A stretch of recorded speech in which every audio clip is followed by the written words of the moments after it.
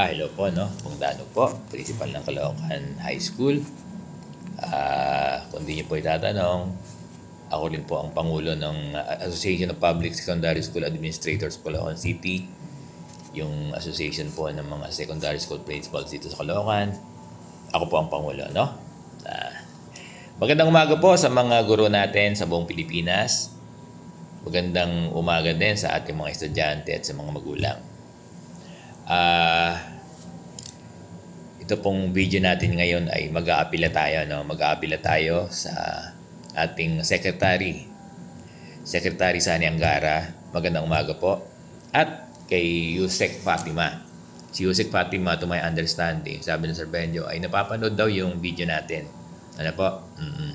Baka mamaya nag-ano tayo na nagbabaka sakali na marilate kay Secretary Angara. Itong ating panawagan, ano? Alam niyo po, ang nanonood na kay Sir Bong ay nasa 95,000 na all over the country. Opo, maraming mga public school teacher na nanonood kay Sir Bong. Ano po, kaya palagian yung vlog natin. Ganun na po karami. Ang apila natin sa ating Deputy Secretary, yung pong mga garnish na ATM. Hindi lang po libo nasa hundred of thousands na po yung mga guro naka-garnish yung kanilang mga ATM. That is my understanding, mga nakasanla, ang appeal po sana natin, kasi ang argument ko po, sinasabi naman dun sa court order na kapag hindi solely, ito po yung argument ko, hindi po ako lawyer. kapag solely owned yung property, yung pera, talagang dapat ibigay sa plaintiff. Ito po yung mga nag-garnish sa korte. Oo, ng mga ATM na wala nang sinasahod kasi yung bangko hindi na nawi-withdraw, hindi na pinawi-withdraw doon sa guro na nag-garnish. Ang sinasabi naman po ng korte, kapag yung property ay hindi solely owned, katulad po halimbawa ng bahay, conjugal property, hindi maaring kuhanin ng plaintiff kasi hindi naman niya sariling pag-aari yon. At katulad din po ng lupa, halimbawa 3 sila magkakapatid, kahit may portion yung guro doon, hindi rin pwedeng kunin ng plaintiff kasi hindi niya solely owned. Pwede rin pong pwede rin nating sabihin na yung sahod ng guro sa land bank. Di ba? Kapag ang guro nagpamilya na may anak, may 3 anak at may asawa, di ba? Legal wife. Di ba? Sila din ay may portion na pag-aari doon sa sahod ng guro. Hindi kasi yun kapag ang guro, sa pagkakaunawa ni Sir Bong, ito po yung argument ko, na kapag may sahod yung guro, di ba, may portion na ron yung kanyang mga anak para mabuhay yung asawa niya. Hindi ba po pag halimbawa may second wife, may first wife iniwan nung halimbawa nung isang government employee.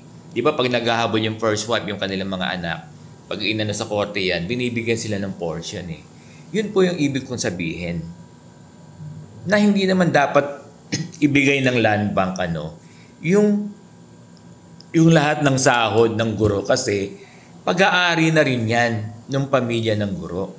Nangyayari po lahat ng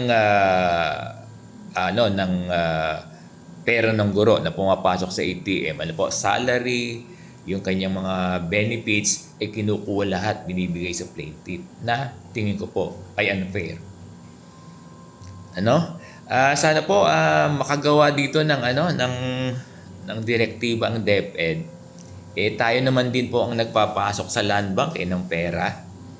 Hindi naman tayo inuutusan ng korte na ipasok yung pera doon sa nagiging policy na lang po natin yan Ang iniisip ko po, baka pwedeng gumawa ng policy. Talaga po talagang huwag na nating sisihin yung mga guro natin Talagang nandiyan na po ito, realidad na marami talagang garnish.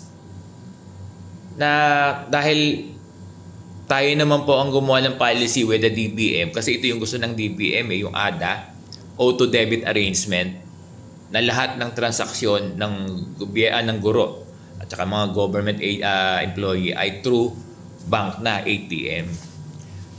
Dahil po sa problema ng mga guro, baka po pwedeng gumawa po tayo ng polisiya na yung mga gusto na yung kanila, kahit lang po yung mga year-end bonus, SRI, PBB, and others. Yung pong mga gusto na makuha nila ng cash.